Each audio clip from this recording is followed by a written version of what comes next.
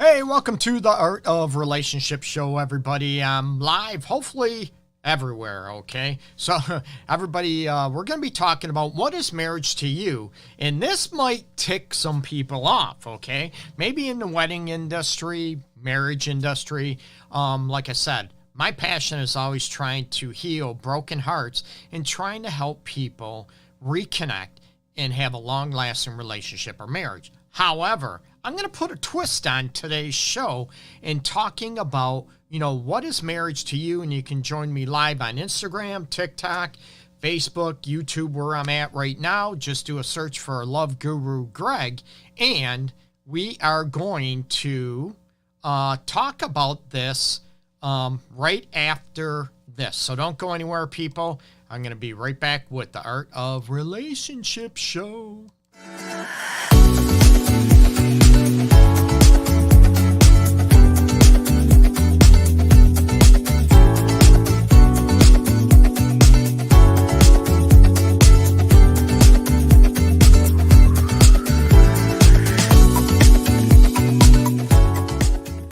Right away. Okay, welcome back to the Art of Relationship show, people.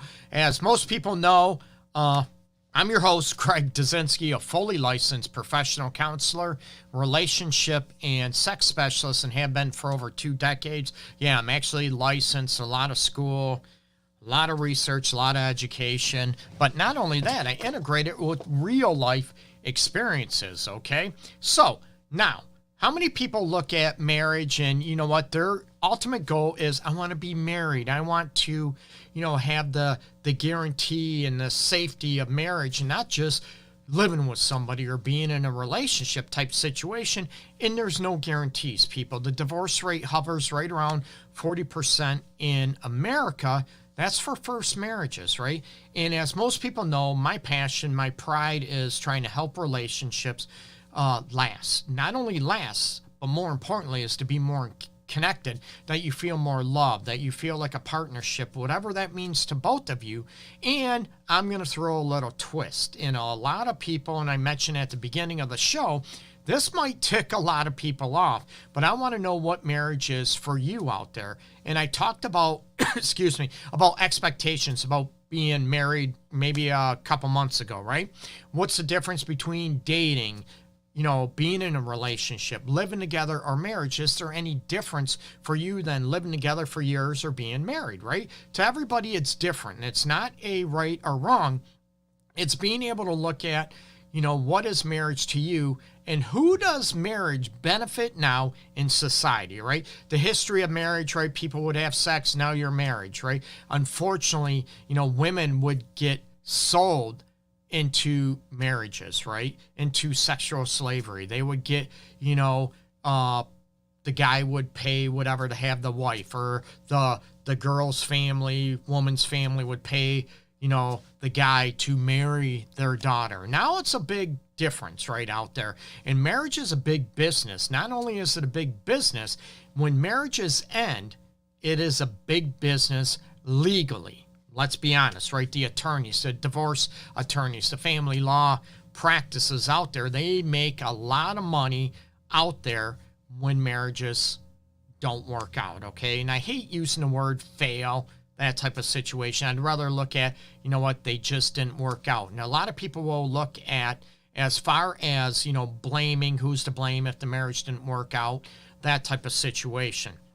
Usually it's both people. It's very, very rare that it will happen. Hey, Barb, I appreciate you joining on. And, okay, marriage. Taboo after one go of it. No marriage, compatibility, more important. So I want to get this straight. Are you saying, a lot of people get married once and they won't ever do it again? So I want to look at, what does marriage represent and who does it benefit? And like I said, this might piss people off. It might upset a lot of people. Most of the time in American society, marriage benefits women, okay? And I love women. I know Barb's on there. Greg, oh my God, I used to like you. Now I don't. So I look at the situation about being able to go after it and be able to look at,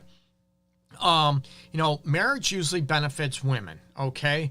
And let's face it, the percentages are around 80% even higher, where if a marriage ends, after, even a couple years, and it increases, as it increases 5 years, 10 years, whatever, it increases even more because of spousal support, right? Let's be honest, okay? Especially in Michigan, and I'm not too familiar. I am with a few other states, but not a lot. I'm honest. But in Michigan, it benefits most women if the marriage does not end. And I've talked about this. I did a post on Facebook about prenups and how many people would go into a marriage signing a prenup, how many people are against it.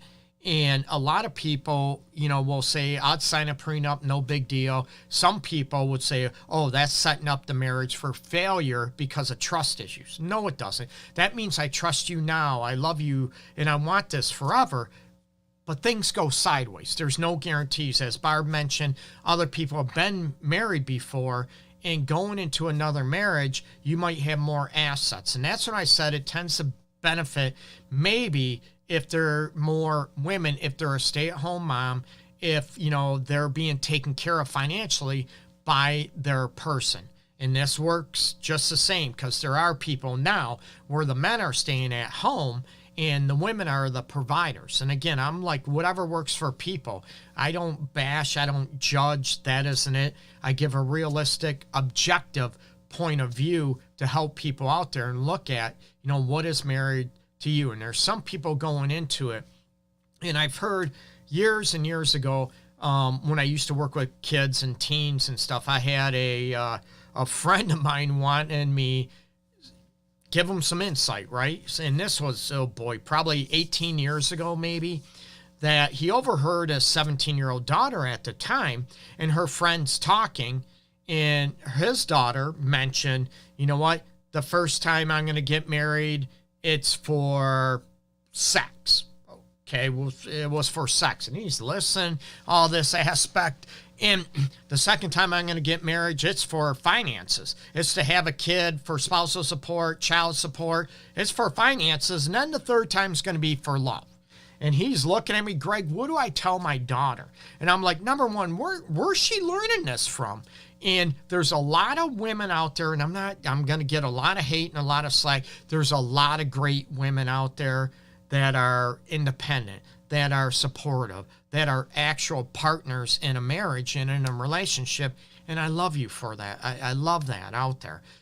There's some women out there, and there's some men out there that are opportunistic, that they feel that they are entitled to be taken care of financially. They could, have a great paying job, whatever, make their own money. Awesome. Terrific. However, they view that the man is still the provider, that they should be taken care of financially. They do whatever they want with their money, but my man better buy me a car, better pay the mortgage payment or rent, buy my clothes, the food, all these aspects. And to be able to look at it that, are these women, Barb just mentioned in the chat, and please join the chat down below. You can chastise me, bash me, or throw your comments out there. And like I said, not all women are like this, but with marriages, it benefits a lot of women that are entitled and that are greedy. And I am not for people using one another. I'm not about, I'm not a woman hater, not at all. And there's going to be people out there that, all men, whatever, they deserve to pay spousal support. And a lot of people love playing the victim role. But when it comes to a financial situation in marriage, that type of situation, and let's face it, you live together, dating, you have a kid, we can wipe child support off the table, because if you're married, get divorced, child support is an issue. If you're not married, child support's still an issue, right? So we can sort of throw child support out of the realm, okay? But we look at other aspects when it comes to spousal support, or if someone is working their ass off, and this goes for a man or a woman, say, has their own business, you're married for 5 years, and then you're entitled to 50% of that business. And you're like, what? You work your butt off. You really didn't do much or anything to provide or do work for my business that I built up, but yet you're entitled to half of it. Why is that right? And why is that? And there's a lot of people that are entitled as Barb mentioned on the chat, that are greedy. And this is going to piss a lot of people off. And I know there's a lot of people out there on Facebook. There's a few people I know that are women that will call women out for this, about being entitled, being greedy, and being able to look at, you know what, why are you entitled to this, but he should be entitled to 50%. Oh, no, Greg, it don't work that way. Oh, no. And I'm like, what? And I'm not about hypocrisy at all. So that's why I'm talking about the meaning of marriage. And I'm all about love, okay? I'm all about, you know, marriage for love and a relationship for love, long lasting and living happily ever after. Again, nothing is perfect, people. Not at all. But a lot of people will look at, well, you don't trust me, so why would I sign a prenup? Or, you know what, if you did trust me, you wouldn't have signing. Things go sideways, people. And that's what I'm looking at. What is the benefit of marriage to you? Who does marriage benefit as an institution, as, you know, as far as a cultural aspect? And a lot of people are entitled, once they get married, that, you know what, I'm entitled to this, I'm entitled to that. That is what the man's supposed to do. That's what a woman's supposed to do. And I'm like, what? Who makes these rules? Society, culture. Don't even get me going on religious aspects. And I could have conversations on the immorality and the corruptness of religious practices out there, and the biases and the judgment that are thrown out there. So I want to ask, you know, I'm challenging people. I don't want to, you know, discredit or bias or judge anybody. I'm looking at, in your benefit, who does marriage benefit in cultures? And, you know, and there's cultures in other countries that get married, the guy does whatever they want. And I'm not for that at all, right? I'm not for men having power over women or women having power over men. Not at all. And I call men out in my office for being hypocrites, okay? For, you know, wanting to stack the deck in their favor all the time. I'm not for that. And I'm not for women as well. You give me what I want, and however, I'm going to divorce you and take half of what you want. You're going to pay me spousal support. And I'm like, what? Why are you entitled to that? And I look at, in women, you know, that are in that situation, that are entitled, or as Barb said, that are greedy, and that only get married to be taken care of financially. And if it doesn't work out, it benefits them more than it does the man, because not only the man, you know, of course, like I said, throw child support out the table, but now you're paying spousal support for someone you're not even married to, and you have to try to afford child support to live on your own, food on your own, when you have, you know, benefit for kids, to pay for them when you do see them. Who does this benefit in the American culture? And I'm going to get slammed by a lot of women's activist groups and mom groups out there. But I'm being real and I'm being legit. And it's not out of hate or out of, you know, trying to bash one side or another. I'm looking at, in this American culture, what would we do if marriage was more fair, right? If more marriage benefited both people, and I'm all about both people being benefited by marriage based on love, based on, you know, that commitment, based on loyalty, based on trust, based on being that partnership and having each other's backs. But a lot of people they look at, if I don't get what I want out of marriage, everything I want, you know what, it's not going to work, and I'm going to benefit anyways. They almost treat it like, if you are not at that job, you get fired from that job, or, you know, the job goes out of business. Unfortunately, they still look at, I'm not working, but I'm still entitled to get paid. Huh? Right? How many people believe that? Right? If I quit a job or I get fired, I'm still entitled to get paid, even though I'm working. I don't want to work, but I still should get paid. And I'm like, what is wrong with this society, that people believe this? Is it the entitled? Is it the maybe obnoxious? Maybe the greedy? Maybe that people believe or assume that they are to be taken care of no matter what. And that's very selfish, and that's very, you know, egocentric, if you will. And a lot of people will look at, oh, I'm going to benefit me, and that's all that matters. And a lot of people will look, well, it's the welfare of the kids. It's the benefit of this. Is it really about the kids, or is it about you getting your way and being taken care of? And again, it's not just women. There's men in this situation too. So that's where I throw in, are prenups a good thing, or are they a negative connotation? And there's that argument about, prenups and what the marriage means to people out there. If you really love me, you wouldn't have me sign a prenup. And the other person, man or woman, well, if you really love me, you would sign this prenup. And where do you go from that aspect, right? And I'm all for love being forever and being able to grow and evolve and get more connected for everybody. That's what I promote, okay? But I'm not naive enough to know that does not happen all the time, nor should it happen or can it happen, unfortunately. Now what do you do? And there's some people that are very amicable if the marriage does not work out. They're amicable, they split everything fair and fair. That's great. Awesome to those people out there. But there's a lot of people that play the victim role. And how dare you do this? How dare you want this? How dare, you do this to me? And they play the victim, the martyr role, and assume that they are entitled to be taken care of the rest of their life because a marriage did not work out. Number one, that's not fair, okay? And this is one thing I even promote to my daughter, to female clients over and over again, to never have to rely on a man to take care of you financially. Not at all. Because what happens if you are in an abusive relationship? What happens if that man is abusive, cheats on you all the time, and you have no money, right? You don't have a job, and then you start playing the victim role. Well, I haven't worked. I stayed at home because that's what I wanted to do. Right. But now, what do you do in those situations? So that's even brings more, fairness into play. If you are independent, if you take care of yourself, if you have your own money that you can rely on, and it makes you a lot more, I think, confident, and it puts more of a maybe self-worth and self-love on you, where you're not depending on someone to take care of you.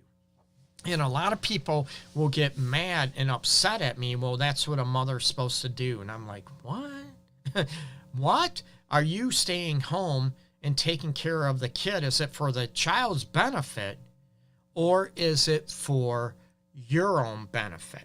And there's fathers out there that are staying home now. Like I said, I give credit, whatever works for you. However, a lot of people, if the marriage doesn't work out in those situations, then they'll start playing the victim role and start bashing, and because it didn't work out, and now you're like, well, I've never worked. I've never done. That's your choice, right? In most of those situations, it's that choice. And I'm all about accountability, and I'm all about people, accepting responsibility for what happens in their life.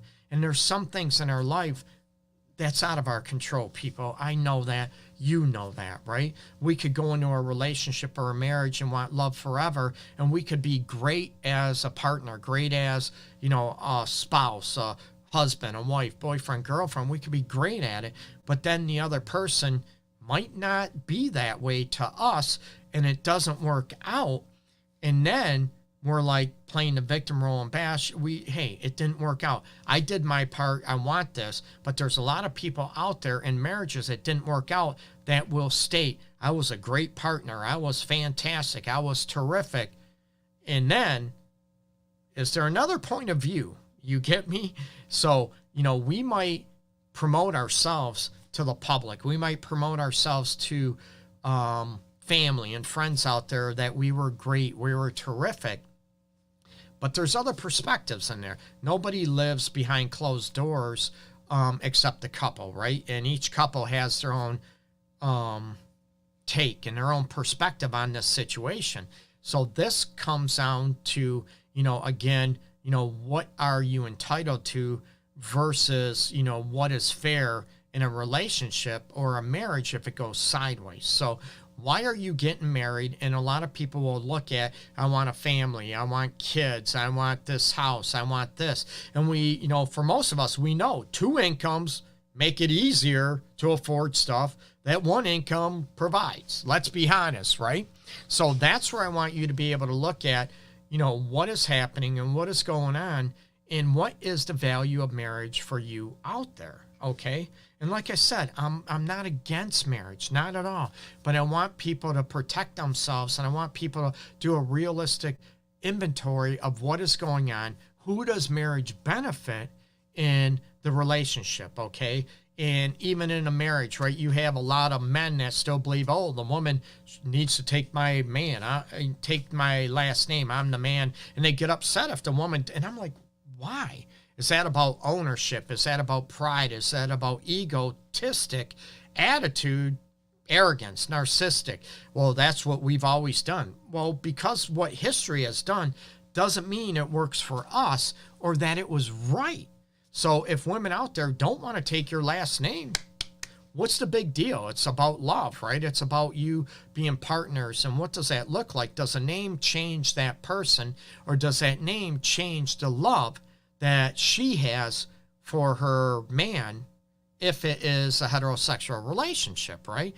So why can't she keep her own last name? So I call a lot of men out and women out and get them to think about what is in the best interest and what is marriage for you. Is it, okay, it's a safety net that I'm taken care of financially, that if it doesn't work out, I'm entitled. I'm going to go after spousal support.